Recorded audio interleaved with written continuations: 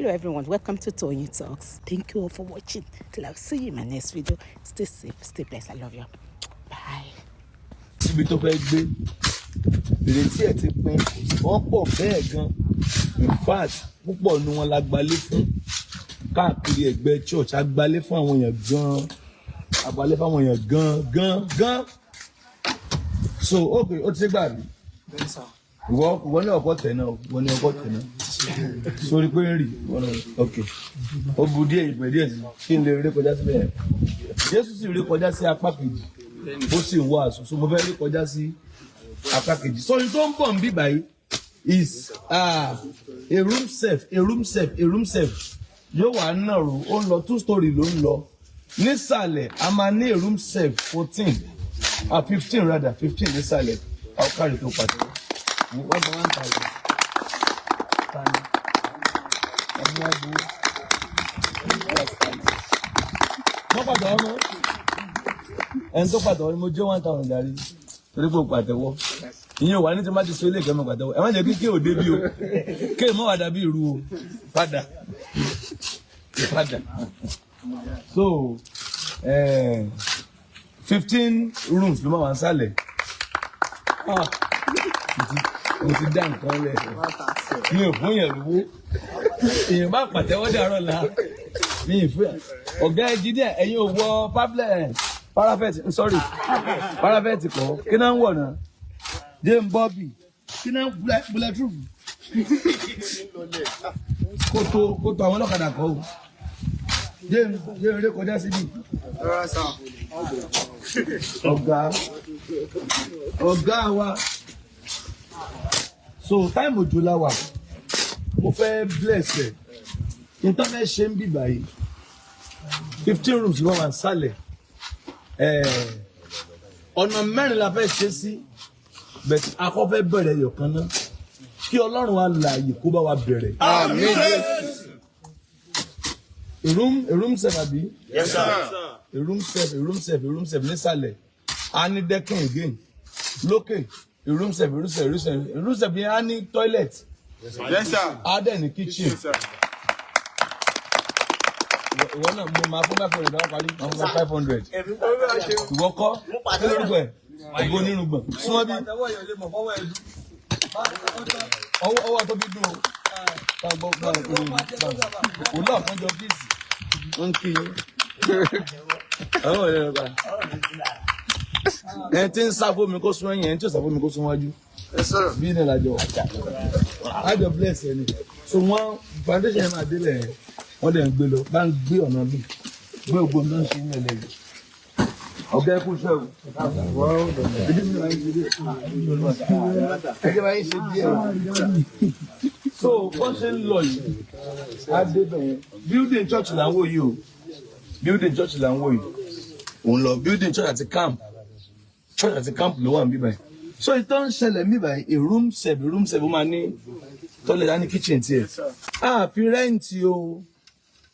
It's not for rentage o, àfi rent o. Ó máa wà for humanity use. Humanity use. Yes, sir. Ó ní wọ́n pàtẹ́wọ́ mọ́ fún àtẹ́wọ́ so a fẹ́ lò fún ìfọmọ́ ni ẹ̀ṣẹ̀ ìfẹ́ ẹ máa ṣe tẹ̀sí lọ́tí yín a máa lò fún humanity use. Bẹ̀ àwọn tó bá fẹ́ wá pray làwọn lè rent ẹ̀ kì í dẹ̀ ṣe tó pọ̀. 5,000 naira, 7,000 naira. Kò ní jẹ́ tó máa pọ̀. So but ó wà majorly. Ìta akọ́kọ́ fẹ́ ṣe ìta akọ́kọ́ ń gbé lọ sókè iná. Kí ló dé? Ìta fẹ́ ṣe ìta akọ́kọ́ ń gbé lọ sókè iná. 15 rooms sálẹ̀, 15 rooms láàrin, 15 rooms lókè. Wow! 45 rooms kí ló ń pè náà? Self-contained. 45 self-contained. Yóò ṣe é ṣe. Ògo ni fún bàbá àti fún ọmọ. Bí o ta ẹ̀kọ́ ṣe.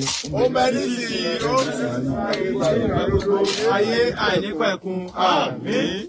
Tí Olúwa jẹ́ Jèhófà ní ilẹ̀ àti ẹ̀kún rẹ̀. Ayé àti àwọn tó tẹ̀ sínú rẹ̀.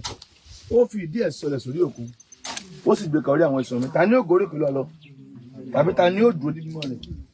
Ẹni tó ní ọwọ́ mímọ́ àti àbùkù ẹni tí ò gbọ́kànlé sókè sí aṣọ tí ò dúró rẹ̀ tán o ní ó rí ìbùkún gbà lọ́wọ́ Olúwa àti òdodo lọ́wọ́ Ọlọ́run gbàlà rẹ̀ èyí ni àwọn sẹ́fẹ̀ẹ́ rẹ̀ sẹ́fẹ̀ẹ́ Ọlọ́run Jákọ́bù ẹ gbé orí sókè ẹ̀yin ọ̀nà láti gbé yín sókè ẹ̀yin ilẹ̀kùn ayérayé kí ọba ògo kó wọrí ilẹ̀ wa kó wọrí ilẹ̀ wa ó tá a fẹ́ ṣe yìí kójú ó ṣe é ṣe bíbélì wípé ọwọ́ sílẹ̀ bábélì ẹ̀yin kẹ́ máa bọ̀ lẹ́gbẹ̀ẹ́ mẹ́ẹ̀ ẹ̀ ń tẹ̀ díẹ̀ bíbélì pé ọwọ́ sílẹ̀ bábélì tó bẹ̀rẹ̀ iṣẹ́ rere ni ó yọrí ẹ̀ ọwọ́ wa tó fẹ́ bẹ̀rẹ̀ ilé ilé mi Olúwa yóò yọrí ẹ̀. Àmín Jésù.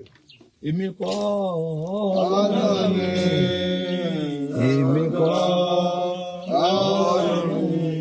Ṣé sẹ́nìkan jẹ bàwá ni àbẹ́nìkan jẹ bẹ́rẹ̀ tẹ̀wá wọn kùnrin bí ẹ tó jẹ bẹ́rẹ̀ ẹ máa kùnrin bí ẹ tó jẹ ráìsì ẹni jẹ ráìsì wọn kọ́ èmi kọ́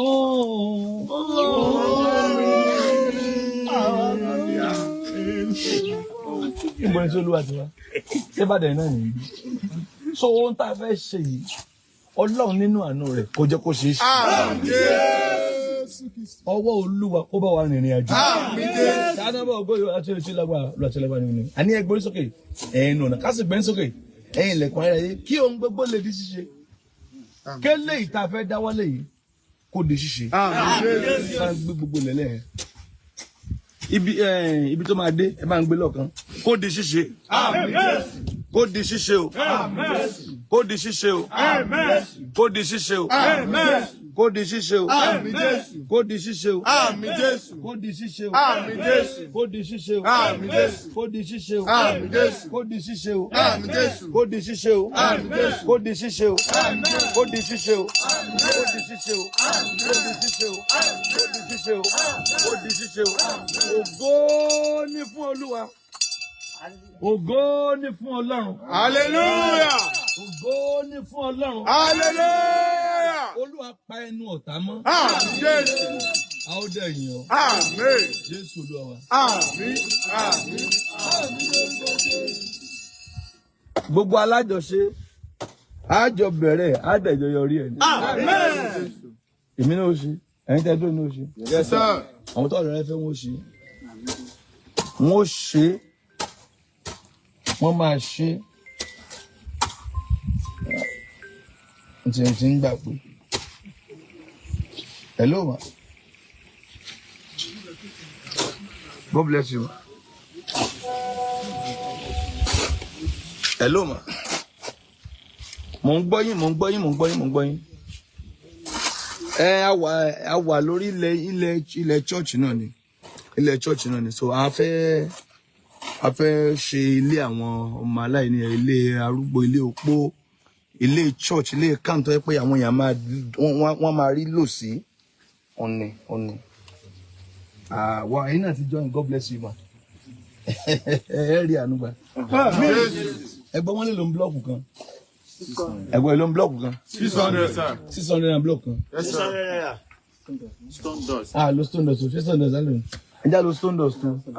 Stone dust la ẹ̀pọ̀ ń lo òkè. Stone dust la lo stone dust. 1,000 stone dust. Ṣé tó 1,000 kò tó 1,000? Kò tó 1,000 báyìí. 1,000 stone dust báyìí. Níbo là ń lọ báyìí? Ilé ògùn. Okay ma. Èló ni 100 block báyìí? 100.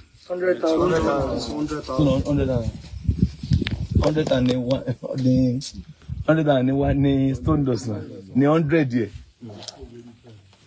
Wow, 200 block. Wow, hallelujah, hallelujah. Lórúkọ Jésù ojú òní tì. Mi tí nìkan sọ̀pọ̀tì, mi tí nìkan bẹ̀rẹ̀ nǹkan kan. The Lord bless you. Láì tí ẹ̀ tí nìkan bẹ̀rẹ̀ wọ́n láwọn fún wa ní 200 block. So block tàbí máa lò ń bí kì í sọ̀rọ̀ 10,000. Kì í sọ̀rọ̀ 10,000. Mọ́mì ilẹ̀kùn àánú ní tì mọ́ yín. Àánú Ọlọ́run kò ní fi sílẹ̀. Bẹ́ẹ̀ ni yóò rí. In Jesus' name. Ẹ ṣé ma. Wow.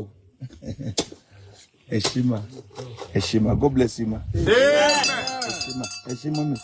Mo dúpẹ́ ma. Màá pè ní tàwa parí ma. Ẹ máa fọ́ ọ̀dà kan sí ma. Ẹ ṣé ma. Thank you, man. Thank you very much. Thanks so much. God bless you, man. Àjọ fún màmá yẹn.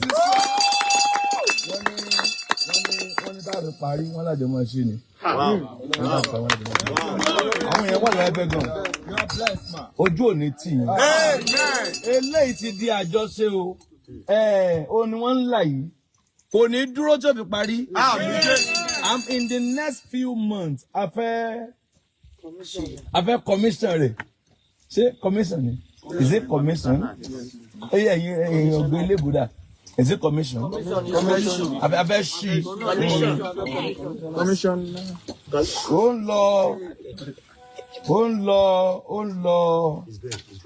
Ó ń lọ kíní gbólógbé. Àwọn kọ́ tí wọ́n lé ó lọ 3 story 2 story ni o 2 story yóò lọ 3 story. Ilẹ̀ òkè àtòkè 15 èrò ní 1000 ní stone dust tá máa lò 1000 ní stone dust ẹyọ kan 1000 stone àbí ká má lọ stone dust ní.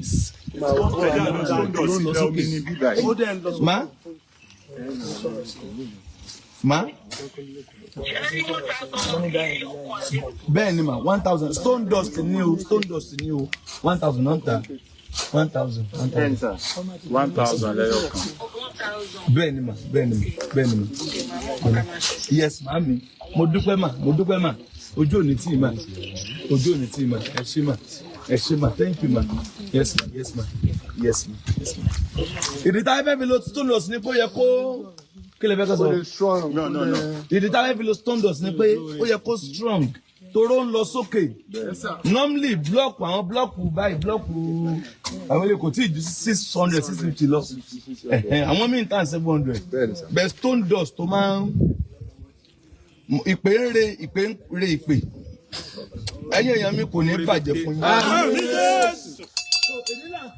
Olúwa kò yà sí mímọ́.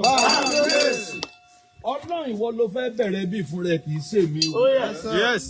Èmi kọ́ mo ní o fún àwọn èèyàn rẹ ní o. Èmi ò ní yàrá ń bí o. Fámílì mi ò ní yàrá ń bí. Ṣùgbọ́n fún àwọn èèyàn rẹ ní àwọn opó, àwọn arúgbó, àwọn ọmọ aláìníyàá, ẹni tí ò níbi tó ń sùn, ẹni tó wá pray tó wá ṣègbélé tó wá gbàdúrà kí ayé ẹ lè dáa. Bí a ti fẹ́ bẹ̀rẹ̀ bí Ọlọ́run nínú àánú rẹ̀ fi agbára rẹ̀ bẹ̀rẹ̀ rẹ̀. Ọlọ́run fi agbára rẹ̀ bẹ̀rẹ̀ rẹ̀. Olúwa jẹ́ kó yọrí. Ọ̀nà mẹ́rin la fẹ́ kọ sí àbí. Ọ̀nà àkọ́kọ́ náà ṣe sí náà. Ọ̀nà àkọ́kọ́ yìí 15 àbí 15 a room self control 15 sálẹ̀ 15 láàrin 15 lóko jẹ́ 45 ní first place yìí second place náà 15 láàrin 15 sálẹ̀ 15 láàrin 15 lókè ní top place nísàlẹ̀ bẹ́ẹ̀ ọmọ bá ń gbọ́n ṣe ní top place náà bẹ́ẹ̀ 15 nísàlẹ̀ 15 náà níbẹ̀ yẹn ó wá jẹ́ ọ̀nà mẹ́rin but for now àti ẹ̀tí ìlàpàrọ̀ ọ̀nà mẹ́rin ọ̀nà kan ìlà fẹ́ kọ́ fi múlẹ̀ náà Ọlọ́run ìwọ tó ní iṣẹ́ ìwọ tó ní agbára lọ́dọ̀ ìwọ tó ní ohun gbogbo lọ́dọ̀ ṣiṣẹ́ ìyanu rẹ fúnra rẹ ṣiṣẹ́ rẹ fúnra rẹ ṣiṣẹ́ rẹ.